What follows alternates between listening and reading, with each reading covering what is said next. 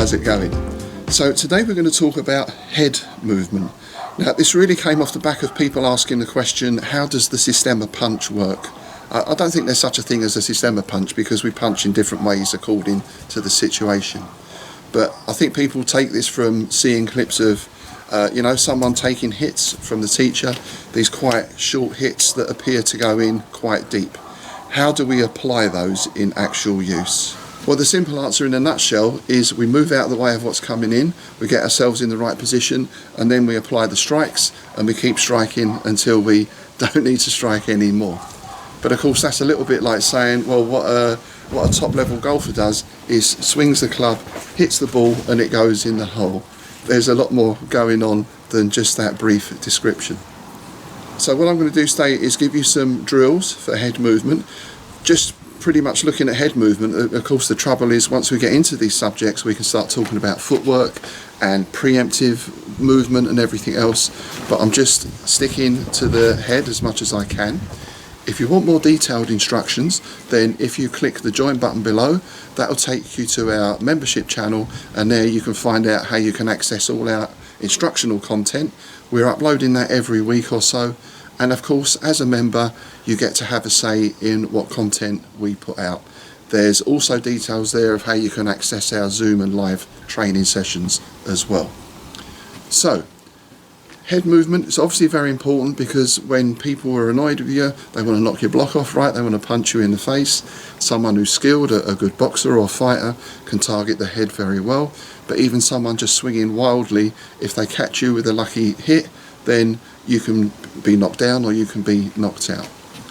So it's very important we understand how to move the head, and now that then fits into everything else.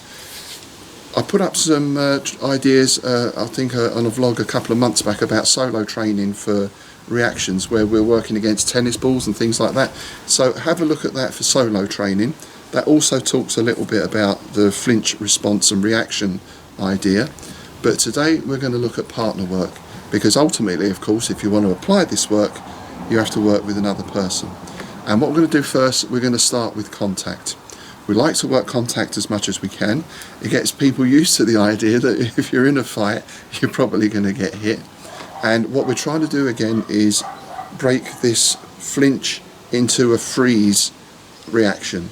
Because often when people get some sort of contact or the fear of contact, they flinch, which is okay, but then they freeze, which is not okay. So our first step is going to be getting people used to that contact, trying to give them a method really of not only breaking out of that freeze, but also to some extent work damage limitation and working on absorbing a strike. You can do it to some extent with the head, it's much easier with the body. Of course it's not ideal to get punched, but if you do, you want to know how to roll with that force and then build that into your own response. Okay, so what we're going to do first of all, as I said, is work from contact. And if you've got people who are experienced in boxing or whatever, like we have here, most of the guys have done something before, they're generally okay.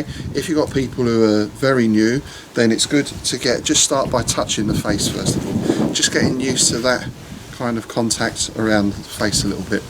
Also for this person, because not everyone likes hitting someone else in the face. So it just gets both people used to some contact. Now as he starts pushing a little more, then first of all I just start getting this movement going. You see, I'm letting that force come down into the body, into the shoulders, into the hips. I'm keeping the head fairly straight at the moment.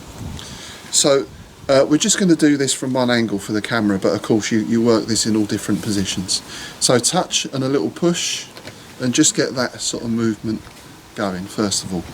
As opposed to, as I say, if the contact comes in and I freeze and he pushes, then that's a lot worse impact for me. It's like I'm locking all that tension and impact into the body. So step one.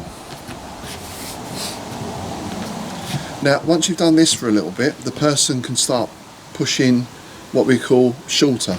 So for example, if I'm pushing Wes, like I can push him quite nicely, or I can work a little boom shorter. So now it's still a push, but it's a little more vigorous. So yep. So again, I can start working this idea, right? But what I also want to start doing is this idea of riding the blow with the head. So as he pushes in, I'm taking the chin away and I'm taking the top of the head towards him. As that comes in here, here, I've still got the body working. Any excess force is still coming out the body, and hopefully, as you'll see, this is what starts bringing my own hands into position, because I let that travel through to get the position, but that's another issue. So he starts pushing a little sharper now. I'm not moving away as such. In fact, I'm thinking about moving in towards him. Now again, once you've done that for a little while, now you can start making these hits. So at first you give him like a little tap. Now if he gives a very soft tap, and again I go into that flinch, freeze reaction, yeah, let's go. You know, already I'm starting to get that shake in the brain. So as he does it now, that's it, a little pop. There we go. So of course you can wrap this up as much as you want. If you're good friends, you can belt each other a bit harder. I recommend for this one at first you start hitting into the side here. This is good practice for this person anyway, because he wants to start working on accuracy. One of the dangers of going for the head, which I found out myself, is you punch and the person moves and you hit into the bone, and you find that head bone is harder than knuckle bone. That's it. Boom. There we go, there we go, there we go. So that's the next stage. So once we've done that, this is working from contact, which, you know, may happen but is not ideal. We want to be moving earlier than that. So now I'm going to work the punch from here. As that comes in, Wes is going to move the head, is also going to bring the shoulder up. But what you want to try and do with this is not turn too far away, because obviously if he turns too far, he's got to come all that way back. That's better, that's better. Yeah? So this is using the shoulder a little, but the shoulder as part of the head movement. The head should still move first, and then the shoulder starts to follow. And as we go into this, you'll see his other hand can start coming up, boom, and he's already hitting. So it's always good that we build our response rather than a reaction. A reaction is just the flinch.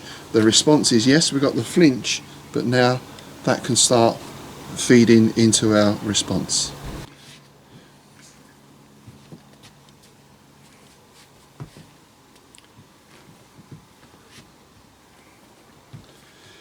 Now a problem when you're working with this, if Wes comes to me, is I'm still waiting for that punch, right?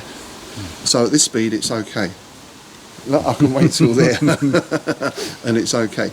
If that's a full speed punch, then I don't want to wait until this point to be responding. So what you have to build into your training now, this is why it's so important to work with other people, is I move as I see that punch developing. I'm already moving the head out of the way. If I can see that punch developing to come out here, why am I waiting here? As that comes up, I'm already moving out of the way. See there, I'm building my position to do my hits. So that brings us into preemptive work a little bit if we dial that back a bit. But of course the other thing is I don't want to move too early, because if I move here, then he naturally adjusts. So it's practicing the timing now. Stand opposite the partner, your partner, as you're already starting to move. There's nothing in the rule book that says you have to stand there and wait, like this kind of martial arts idea. Well, there's no rule book, I guess. So now, as that punch comes up, is already moved. And of course, you can work this. You can start working at more speed. I suggest that first you just start working with one punch.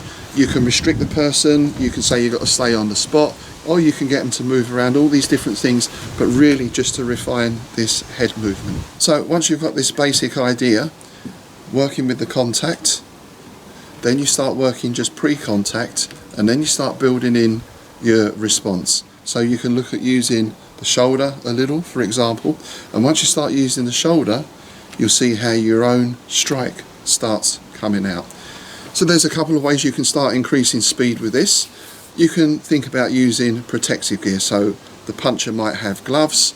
you can put headgear on the other person, you can experiment with different things, and of course that allows everyone to move much faster without fear of damaging their partner. Now the downside to headgear we've found is, one, it really cuts down the peripheral vision quite a lot, which can be a good thing in training sometimes, and it also changes the distances a little bit, because of course this padding can come out quite far.